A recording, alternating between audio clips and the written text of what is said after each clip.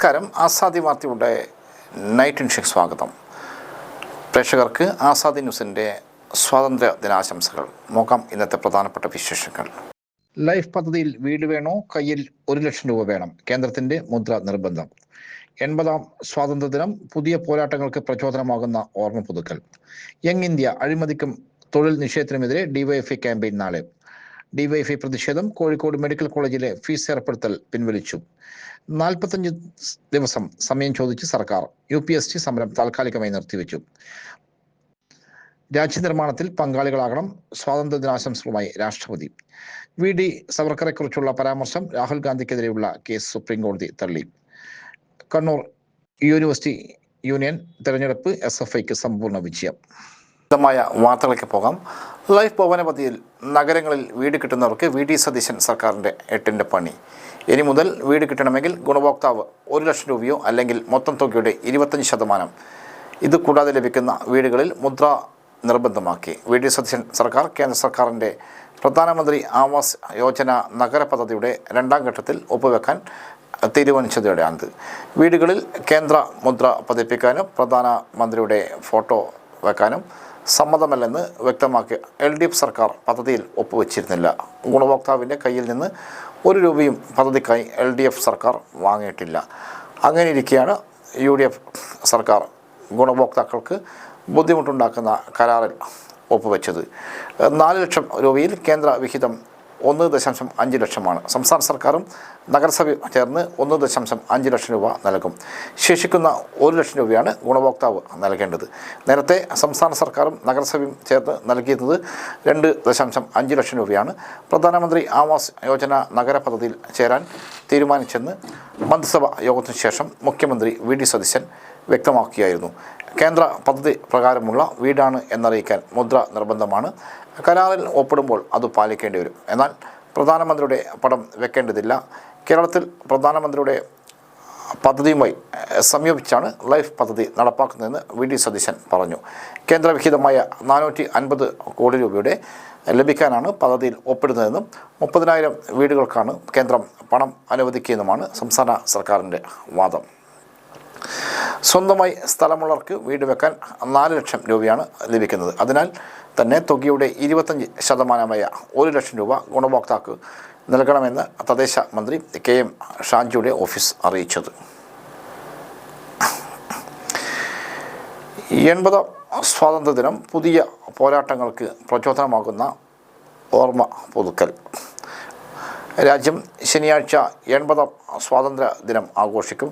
ഡൽഹി ചെങ്കോട്ടയിൽ പ്രധാനമന്ത്രി ദേശീയ പതാക ഉയർത്തി ചടങ്ങുകൾ ആരംഭിക്കും. സ്വാതന്ത്ര്യ ദിനാഘോഷങ്ങളുടെ ഭാഗമായി വന്ദേ മാതരം ആലപിക്കുമെന്ന് പ്രതിരോധ മന്ത്രാലയം അറിയിച്ചിട്ടുണ്ട്. ആദ്യമായാണ് സ്വാതന്ത്ര്യദിന ചടങ്ങുകളുടെ ഭാഗമായി ചെങ്കോട്ടയിൽ വന്ദേ മാതരം ആലപിക്കുന്നത്. ചെങ്കോട്ടയിലും പരിസരത്തും 20,000-ഓളം സുരക്ഷാ ഉദ്യോഗസ്ഥരെ വിന്യസിച്ചുകൊണ്ടാണ് കനത്ത സുരക്ഷയും ഒരുക്കിയിട്ടുണ്ട്. ചടങ്ങുകളുടെ ക്രമത്തിലും ഇത്തവണ മാറ്റങ്ങൾ വരുത്തിയിട്ടുണ്ട്. സ്വാതന്ത്ര്യ ദിനത്തോടനുബന്ധിച്ച് കേരളത്തിലും വിപുലമായ ആഘോഷങ്ങളാണ് ഒരുക്കിയിരിക്കുന്നത്. സംസ്ഥാനത്തുടനീളം ഔദ്യോഗിക ചടങ്ങുകൾ സംഘടിപ്പിച്ചിട്ടുണ്ട്. സ്കൂളുകൾ, സർക്കാർ ഓഫീസുകൾ, രാഷ്ട്രീയ സാമൂഹിക സംഘടനകളുടെ കേന്ദ്രങ്ങൾ എന്നിവിടങ്ങളിൽ ദേശീയ പതാക ഉയർത്തലും പരേഡുകളും നടക്കും. ജില്ലകളിൽ നടക്കുന്ന സ്വാതന്ത്ര്യ ദിന പരേഡുകളിലും മുഖ്യമന്ത്രിയും മറ്റ് സംസ്ഥാന മന്ത്രിമാരും അഭിവാദ്യം സ്വീകരിക്കും. തിരുവനന്തപുരത്ത് സെൻട്രൽ സ്റ്റേഡിയത്തിൽ നടക്കുന്ന സ്വാതന്ത്ര്യദിന പരേഡിൽ മുഖ്യമന്ത്രി പങ്കെടുക്കും. അരിക്കും പച്ചക്കറിക്കും എണ്ണയ്ക്കും തീപിടിച്ച വില. ഓണത്തിന് വിപണിയിൽ കൈപ്പൊള്ളി മലയാളികൾ. ഓണം അടുത്തിരിക്കെ ജനങ്ങളുടെ കൈപ്പൊള്ളിച്ച് വിലക്കയറ്റം. അരിക്കും പച്ചക്കറിക്കും വെളിച്ചെണ്ണയ്ക്കും പുറമെ നിത്യോപയോഗ സാധനങ്ങൾക്കടക്കം മിക്കവയ്ക്കും വില കുത്തനെ വർദ്ധിച്ചു. വിലക്കയറ്റം പിടിച്ചു നിർത്താനോ സപ്ലൈകോ വഴി സബ്സിഡി നിരക്കിൽ സാധനങ്ങൾ ലഭ്യമാക്കാനോ UDF സർക്കാർ തയ്യാറാകാത്തതോടെ ഓണം പൊളിക്കുമെന്ന് ഉറപ്പായി. സാധാരണക്കാർക്ക് ആശ്വാസമായിരുന്ന റേഷനരിയടക്കം വില കുത്തനെ വർദ്ധിപ്പിച്ചു. വില ഉയർന്നപ്പോൾ ഹോർട്ടികോർപ്പ് വഴി പച്ചക്കറികൾ വിലക്കുറവിൽ ലഭ്യമാക്കിയും ആവശ്യ സാധനങ്ങൾ സബ്സിഡി നിരക്കിൽ സപ്ലൈകോ വഴി നൽകിയുമാണ് LDF സർക്കാർ ഫലപ്രദമായി പൊതുവിപണിയിൽ ഇടപെട്ടിരുന്നത്. പൊതുവിപണിയേക്കാൾ ശരാശരി 20 മുതൽ 30% കിഴിവിലായിരുന്നു വിതരണം. എന്നാൽ വിപണിയിൽ ഇടപെട്ട് UDF സർക്കാർ തുടക്കം മുതൽ പരാജയപ്പെട്ടു. അരിയുടെ വിലയാണ് ആദ്യം കുതിച്ചുയർന്നത്. പഞ്ചസാരയും പഴവർഗ്ഗങ്ങളും അടക്കമുള്ള അവശ്യ വസ്തുക്കൾക്ക് വില കുത്തനെ കൂടി. ഏറ്റവും അധികം ഡിമാൻഡുള്ള അരികൾക്ക് 5 രൂപ മുതൽ 20 രൂപ വരെ കൂടി. ഒരു മാസത്തിനിടെ വൻ വർധനയാണ് ഉണ്ടായിരിക്കുന്നത്. സർക്കാർ വിപണിയിൽ ഇടപെടാത്തതിനാൽ വില വർധന തുടരുകയാണ്. സ്ഥിതി തുടർന്നാൽ ഓണമാകുമ്പോഴേക്കും വില ഇനിയും വർദ്ധിച്ചേക്കുമെന്ന് വ്യാപാരികൾ പറയുന്നു. കേരളത്തിൽ ഏറ്റവും അധികം ഉപയോഗിക്കുന്ന മട്ട അരിക്ക് 65 രൂപയായി ഉയർന്നു. ബസുമതി അരിക്ക് 150 രൂപയാണ് വില. ആന്ധ്ര ജയക്ക് 42 രൂപയായി. കർണാടക വടിമട്ടയ്ക്ക് 55 രൂപയിൽ നിന്നും 58 രൂപയായി. കർണാടക പച്ചരിയുടെ വില 29 രൂപ 50 പൈസ. തമിഴ്നാട് കുറുവയുടെ വില 34 രൂപയിൽ നിന്നും 40 രൂപയായി ഉയർന്നു. 44 രൂപയുണ്ടായിരുന്ന സിംഗിൾ മട്ടയ്ക്കും ഡബിൾ മട്ടയ്ക്കും 47 രൂപ കൊടുക്കണം.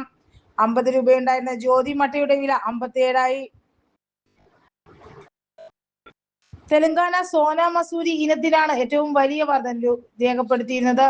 45 രൂപയുണ്ടായിരുന്ന ഈ അരിയുടെ വില നിലവിൽ 65 രൂപയാണ് കുതിച്ചുയർന്നത്. വൻ ഡിമാൻഡുള്ള ടൈഗർ മാർക്ക് പൊന്നി അരിക്ക് 12 രൂപയാണ് വർദ്ധിച്ചത്. 45 രൂപയുണ്ടായിരുന്ന അരിക്ക് 55 രൂപ 57 പൈസയായി. ചില്ലറ വിപണിയിൽ ഉപഭോക്താക്കൾ ഇതിലും അധികം തുക നൽകേണ്ടി വരും. പഞ്ചസാരയ്ക്ക് ഒറ്റയടിക്ക് 2.5 രൂപ കൂടി. വെളിച്ചെണ്ണയ്ക്ക് 300 കടന്നു. പലയിടത്തും 350 മുതൽ 400 രൂപ വരെയാണ് വില. ഇനിയും കൂടാനാണ് സാധ്യത.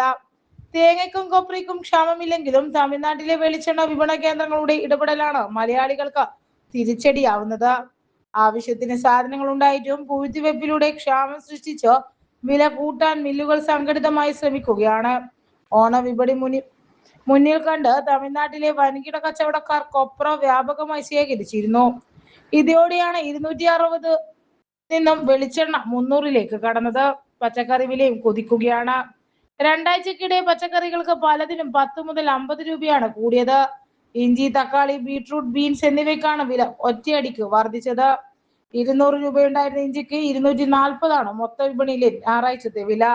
ആകെ ആശ്വാസമായിരുന്ന തക്കാളിക്ക് 20 നിന്നും 40 വരെയായും വില കൂടി. ബീൻസ് കിലോ 70 നിന്നും 120 കുത്തനെ ഉയർന്നു. വെളുത്തുള്ളിക്ക് 230 മുതൽ 280 വരെയാണ് ഈടാക്കുന്നത്. ക്യാരറ്റിന് 60 രൂപയിൽ നിന്നും 80 രൂപ വരെയാണ് വ്യാപാരികൾ ഈടാക്കുന്നത്. ബീട്രൂട്ട് കിലോ 50, പയർ 50, പാവക്ക 60. ചെറിയ ഉള്ളിക്ക് 82 മുതൽ 110 രൂപ വരെ ഉണ്ട്. മുരിങ്ങയ്ക്ക് 70 മുതൽ 80 വരെയും വഴുതനങ്ങക്ക് 90 മുതൽ 110 വരെയുമാണ് വിപണി വില. പച്ചമുളകിനും വില കൂടി. 90 രൂപ വരെ വാങ്ങുന്നുണ്ട്. വിപണിയിൽ ഇത്രയും ബുദ്ധിമുട്ടുകൾ നേരിട്ടിട്ടും സർക്കാർ ചെറുവിരൽ പോലും അനക്കാത്തത് ജനജീവിതം കൂടുതൽ ദുസ്സഹമാക്കുന്നു. റേഷൻ കട വഴി വിതരണം ചെയ്യുന്ന പ്രത്യേക അരിയുടെ വില 1.5 ഇരട്ടിയിലധികം വർദ്ധിപ്പിച്ചു. കഴിഞ്ഞ വർഷം LDF സർക്കാർ കിലോയ്ക്ക് 10 രൂപ മുതൽ നിരക്കിൽ വിതരണം ചെയ്ത അരിക്കാണ് 15 രൂപ കൂട്ടി 26 രൂപയാക്കിയത്. വിതരണം ചെയ്യുന്ന അരിയുടെ അളവും കുറച്ചു. മുൻഗണനാ വിഭാഗത്തിൽ നൽകിയ 5 കിലോ പ്രത്യേക അരി 3 കിലോയാക്കി.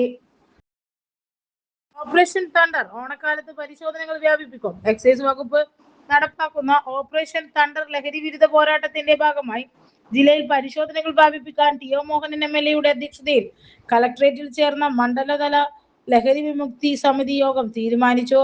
എക്സൈസ് വകുപ്പിന്റെ മയങ്ങില്ല കേരളം ബോധവൽക്കരണ പരിപാടിയുടെ ഇതിന്റെ ഭാഗമായി ജില്ലയിൽ നടപ്പാക്കും.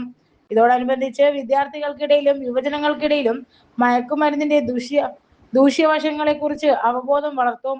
മയക്കുമരുന്നിന് അടിമപ്പെട്ടവർക്ക് കൗൺസിലിംഗ് നൽകി സാധാരണ ജീവിതത്തിലേക്ക് തിരികെ എത്തിക്കുന്നതിന് പദ്ധതിയുണ്ടായി ഭാഗമായി നടപടി സ്വീകരിക്കും. ഇവരുടെ പുനരധിവാസ പ്രവർത്തനങ്ങളും ഇതോടൊപ്പം ഏകോപിപ്പിക്കും. വിദ്യാലയങ്ങളുടെ പരിസരങ്ങളിലും കടകളിലും ലഹരി പദാർത്ഥങ്ങൾ വിൽപ്പന നടത്തുന്നത് തടയാൻ നടപടികൾ സ്വീകരിക്കുമെന്ന് യോഗം ബന്ധപ്പെട്ടവർക്ക് നിർദ്ദേശം നൽകി. ഓണക്കാലത്ത് മയക്കുമരുന്ന് കടത്ത്, വ്യാജവാറ്റ്, വ്യാജമദ്യ നിർമ്മാണം, സംഭരണം, വിൽപ്പനം എന്നിവ തടയുന്നതിന് സ്പെഷ്യൽ ഡ്രൈവുകൾ ഊർജിതമാക്കാനും യോഗം തീരുമാനിച്ചു.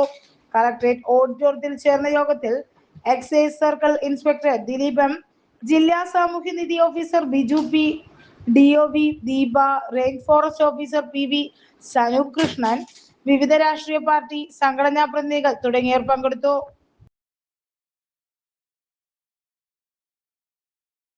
യങ് ഇന്ത്യ അഴിമതിക്കും തൊഴിൽ നിഷേധത്തിനുമെതിരെ ഡിവൈഎഫ്ഐ ക്യാമ്പയിൻ നാളെ.